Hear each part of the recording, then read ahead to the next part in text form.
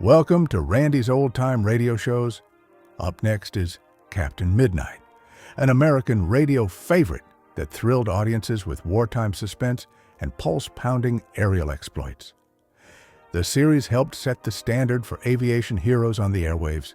Prepare for daring flights and high-stakes missions where courage, skill, and quick thinking mean the difference between victory and disaster. Grab your goggles and join the adventure now.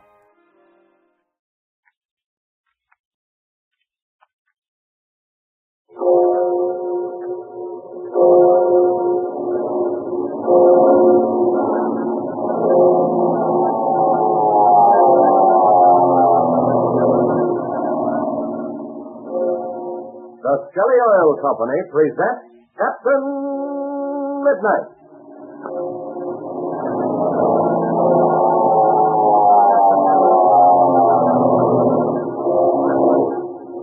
Captain Midnight, brought to you 3 times each week by the Skelly Oil Company, Skelly Jobbers and Dealers. Always watch for the big red, white, and blue Skelly sign with the big letter S that stands for Skelly Service. But hey, fellas and girls, listen to this. What if you were in swimming at a nice big lake, when all of a sudden the water turned thick as molasses? Boy, what a hard time you'd have swimming in water like that. Then, before you'd have time to get used to it, suppose the water turned thin as skimmed milk. Then, just when you got going good again, suppose it turned thick as glue so you could hardly swim a stroke. Well, sir, you'd never go swimming in that lake again, would you? Not if you wanted to do any real serious swimming, anyway. You want a lake with water in it that you can depend on. But think of this. The oil in your family car might be just as changeable as the water in that changeable lake. Yes, sir. And, of course, that's bad. What you want is an oil that stays almost the same thickness all the time. So it'll always give your motor the same perfect lubrication and positive protection at all temperatures. You want an oil that thickens as little as possible when it's cold and thins out as little as possible when it gets heated up. And that's where Uniflow motor oil comes in. Uniflow motor oil, spelled U-N-I-F-L-O, Uniflow is sold in cans at all Skelly service stations. Thousands of motorists are switching to Uniflow because it thickens less when cold and thins out less under heat than any other motor oil. Now, what does that mean to you and your family car? Well, it means easy starting on cold mornings because Uniflow doesn't get thick as glue when it stands out in the cold. That saves your battery, too. It also means better protection for your motor when it's hot because Uniflow stays right there on the job, lubricating those important fast-moving parts of your motor. It doesn't turn watery thin and go right up in smoke. So tell your dad about Uniflow motor oil tonight. Tell him it isn't changing weight all the time like the water in that funny changeable lake. And tell him that Skelly Tagoline is another good oil for winter. It's free-flowing at low temperatures and low in cost. Dad will be glad to know about these 2 wonderful motor oils. Say, why not tell him tonight to stop at your Skelly service station and ask for Skelly Tagoline or Uniflow motor oil. And now to Captain Midnight. While Chuck Ramsey remains at Ridgefield, Steve Donovan has flown with Captain Midnight and his mother and sister, Ma and Patsy Donovan, to Senor Paredes' hacienda to pick up Pinky Drake and Slim Poole and also Senor Paredes' nephew, Pebbles. Our scene today opens in the large cabin plane on its return flight. Pinky, Slim, Ma Donovan, and Pebbles are in the rear, while Steve and Patsy Donovan are sitting near Captain Midnight, who's handling the controls. Listen as Patsy explains. I never had such a good time in all my life. I wish we could have stayed at Senor Paredes' hacienda a couple of weeks. Don't you, Captain Midnight? Yes, Patsy. Senor Paredes is the best host I ever met. Certainly does things in the grand style, doesn't he, Steve? I think I could have stayed down there a year and not tired of it. I'll say you could. And I know the reason, too. Oh, yeah? Well, what is it, Miss Marty? Well, I could give you one reason, but I'll make it 2. Okay, let's see how good you are. What are they? A couple of beautiful dark eyes. I think she's got something there, Steve. Well, you fell for Dolores Pareda, and you fell mighty hard, too. Oh, I didn't do any such thing. I think she's a swell girl and all that, but I didn't fall for her. Oh, is that so? Well, why did you spend so much time with her then? He did, didn't he, Captain Midnight? Well, I know this much. Every time I tried to find Steve, he was sitting out in the courtyard near the fountain talking to Dolores. So you see, even Captain Midnight noticed it. Now, look, quit your kidding. I think you both framed this up. Lois is a swell girl, but there's a lot more of them back in the States. Oh, yeah? Well, then answer me this. Why did you tell her that you'd be sure and see her when you came up to visit Pebbles? Well, I'll tell you what you want. It's a terrible thing, too. You're an eavesdropper, sneaking around behind people, listening to what they're saying. Why, I didn't do any such thing. I went out to the fountain to get a drink of water, and I couldn't help hearing what you said. You were talking loud enough for everybody in the courtyard to hear. Oh, the heck I was. When I said that to Dolores, I was just talking to her in a low whisper. There, you see? That gives you away. Fellows don't whisper to girls like that unless they're in love. Steve Donovan's in love. Steve Donovan's in love. Well, I think Patsy wins around all right, Steve. Even if she did lean a little bit close to you, she was getting that drink of water. It's a bum trick, that's all I can say. You just wait, sis. When some good-looking fellow's whispering in your ear, I'll speak up and listen to him, too. All right, you two. Now, cut it out for a minute, will you? We're supposed to be doing the navigating here, Steve. Say, where are we, anyway? Oh, just a minute, Captain Midnight. Let me take a look at that map. Well, there's that high mountain to our right. And didn't we pass over a river a little while ago? Sure we did, about 5 minutes ago. Oh, right in our course, then. We've got about 5 hours to go before we get back to Ridgeville. Gosh, we've got a long time to wait. I'm certainly anxious to see Chuck again. Yes, so am I. But there's one thing to be thankful for, and that's that radio message we received from him. You mean about Bud Conley? Yes. When I heard he was out of danger, I kicked up my heels like a kid. That sure was good news, wasn't it? But speaking about radio, you know Senor Paredes can tune into us on his shortwave receiver. Yeah, but we don't have anything in particular to report, do we? Well, maybe we don't, but you do, don't you? How come? Don't you think Dolores is anxious to know that you're all right? Well, now, look, if you start that again. And so, for the moment, we leave the happy company in the plane's cabin for the space of a few hours and pick them up again as the ship glides over Ridgeville Airport, ready to land. Let's listen as Patsy says. Hey, you know something? I can't see Chuck's plane anywhere. You mean that blue wing job he flew in? For sure. Wouldn't he be out on the line somewhere? Not necessarily. Maybe it's in the tank container. Well, that's probably where it is. Oh, I see the visiting ship sign on the other side of the field. I'll land and we'll taxi up to it. I imagine Chuck's out of the hospital right now visiting Bud Conley. Sure, that's probably where he is. And Major Field's probably with him, too. All right, watch it now. I'm ready to set her down. Well, can't I stand here? No, Patsy, please. Sit in that seat behind you and buckle your belt. Landing gear is down. Okay. Is your belt buckled, Patsy? Yes, it is. All right. Here we go. Sure, it's well runway. You bet it is. I ought to know I've been up and down from it plenty of time. Well, I guess we'd better go directly to the visiting hangar, hadn't we, Steve? Well, sure, we're supposed to check in there anyway, Captain. Okay. Here we are. I'll swing around and we'll pull up to the line. God, that's strange. What are you looking at, Patsy? I'm looking right into the hangar, and I can't see Chuck's plane anywhere. He's right, Steve. That blue wing ship isn't inside there.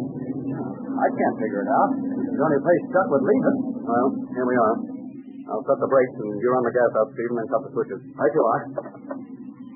All right, come on, Patsy. We'll find out where Chuck is. Captain Midnight's search for Chuck's plane proves fruitless. A few minutes later, he and Patsy are approaching the repair shop. I just can't understand it, Captain Midnight. Chuck's plane isn't anywhere in here. I thought it might possibly be behind some of these big planes, but it certainly isn't. Look, see that large sliding door? It's about halfway open, and I see some more planes inside. Yes, I see it. That's the repair shop. You can hear the mechanics at work. Well, come on, let's go in. Chuck might have had the ship taken in here. We both knew the ship needed a lot of work done on it. Maybe Chuck gave an order to have it overhauled. Well, here we are. Now, let's see. There are 1, 2, 3, 4. There's 4 ships in here, and not one is Chuck's. I don't like this. I'll tell you what let's do, Captain. Huh? We want to see Bud Conley anyway. Let's go and ask him. Perhaps he knows where Chuck is. Chuck may be with Conley right now. But if he is, where in the world is his ship? And also Major Steele must be around somewhere. Maybe he would know. Yes, we'll see Conley, but before we go, I think we'll make a few inquiries here. Look, here comes a man toward us now. He appears to be some kind of an official. Yes, he does, Patsy. I'll ask him. Oh, pardon me. Yes, sir. Anything I can do for you? Well, my name's Albright. Captain Albright. This is Miss Patsy Donovan. I'm very glad to meet you both. My name's Michael. I'm glad to know you. Well, I'm looking for a friend of ours. His name's Ramsey. Chuck Ramsey. I believe he left his plane here about 3 days ago. Ramsey? Chuck Ramsey? Why, yes, I believe we did have someone with a name like that. Had a blue wing 4-passenger cabin job, didn't he? That's right. As far as I know, he's still here. But, Mr. Maxwell, we can't find his plane anywhere. You can't? Well, that's strange. Have you looked around? Yes, we have. We looked outside, then in the main hangar, and finally we came in here. We thought perhaps he'd ordered it overhauled. No, I don't believe so. But, wait a minute. You see, I'm only around here during the daytime, or Ramsey might have checked out at night. I see. Well, you could probably find out about that, couldn't you? But I could, at least, if Ramsey bothered to check out. Some pilots don't worry about a little thing like that. Chuck would. You can bet on that. Of course, there's another possibility, too. Well, what's that? He might be up in the air right now. And naturally, he wouldn't bother to check out if he was doing some flying near the field or even a short trip from which he expected return the same day. Well, gee, maybe that's it. You know how Chuck likes to fly, Captain Midnight. Captain Midnight? Is that what you said? Gosh, I'm sorry. I should have said Captain Albright around here. Oh, it's nothing at all, Maxwell. Miss Donovan happened to call me. And so you're Captain Midnight. Well, I've heard an awful lot about you. Nothing bad, I hope. I should say not. I'm glad to meet you, but to get back to Ramsey, I'll certainly do anything I can to fix him for you, Captain Albright. Yes, I know you will. Do you want to come into the office while I see if you did check out? Well, no, not at the moment, Maxwell. Find out about it, and we'll see you in an hour. You bet I will. I'll see you again shortly. Right. Come on, Tuffy. We'll grab a taxi cab and go to the hospital, see Bud Conley, and find out about the job. Room 410. But the nurse said not to stay very long. All right. I'll knock. Come in. Captain Midnight. Patsy Donovan, I'm sure glad to see you. We're glad to see you, too, Conley. Particularly glad to see you feeling so well. Oh, I'm pretty weak, but I guess I'm all right. Thank heaven that fever's gone. Well, what does the doctor say about you? Oh, he says I've had a tough go of it, but I'll pull through now. Oh, I'm so glad, Mr. Conley. Oh, I am too, Miss Donovan, especially on account of my family. My wife's on the way here now. She'll arrive the first thing in the morning. Oh, I see. Well, you haven't by any chance seen anything of Chuck Ramsey, have you? Seen anything of Chuck Ramsey? You bet I have. Why, he's practically lived in the corridor outside the door for the last 3 days. That isn't until last night. What do you mean, until last night? Well, Chuck and Major Steele were here last evening, as usual. They're supposed to come back again this morning. Major Steele did come back, but Chuck wasn't with him. He wasn't? Well, Major Steele and I didn't think anything about it now that I'm so much better. We thought Chuck had run into some friends of his at the airport. Major Steele came back again this afternoon. In fact, he just left a few minutes ago. But when Chuck didn't show up this time either, we did think it was rather strange. Strange, you say? Yes. Not only strange, it's more than that. I'd better investigate this right away. Yes, this is strange indeed. Chuck Ramsey hasn't seen Bud Conley for almost 24 hours, and his plane has disappeared from the visiting ship hangar at the airport. What has happened to Chuck? Tune in Wednesday to Captain Midnight. Now, here are 2 very important words I want every one of you 1940 Flight Patrol members to remember. The first word is Tagoline, spelled Tagolene. The other is Uniflow, spelled Uniflo. Tagoline and Uniflow are the names of 2 kinds of motor oil, both sold at your Skelly service station. And the reason their names are worth remembering is that they're both mighty good oils for weather. First, because they don't get thick and gluey when cold. That means easy starting on cold mornings. And second, because they don't turn watery thin when your car gets warmed up. That means they last longer in your motor. So remember these 2 words, Tagoline and Uniflow. They're passwords to perfect lubrication. Tell Dad to ask for them at your Skelly service station. And don't forget to tune in again Wednesday, same time, same station, for further transcribed adventures of Captain Midnight. Brought to you every Monday, Wednesday, and Friday by the Skelly Oil Company, Skelly Jobbers and Dealers. Chuck Ramsey has suddenly disappeared, seemingly without a trace. What has happened to him? How can Captain Midnight find him? Be sure to listen Wednesday. Until then, this is Don Gordon, your Skelly Man, saying goodbye and happy landing!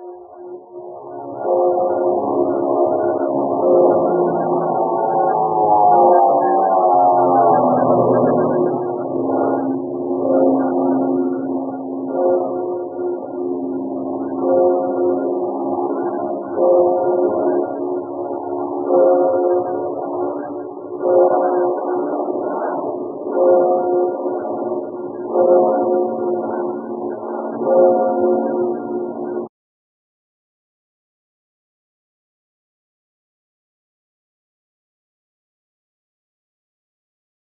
Well, folks, the clock is running out on another episode here at Randy's Old Time Radio Shows. Before we fade to black, remember, Randy spends hours each day scrubbing away the static and polishing every episode to ensure these treasures sound close to what they did decades ago. But it's not always easy or possible. Trying is time-consuming. If you appreciate this channel and the work being done, consider tossing a few coins in the hat via the links below or that QR code on your screen. Your support is the fuel that keeps these reels spinning. Thanks for stopping by. Keep the dial tuned to the past. Until next time.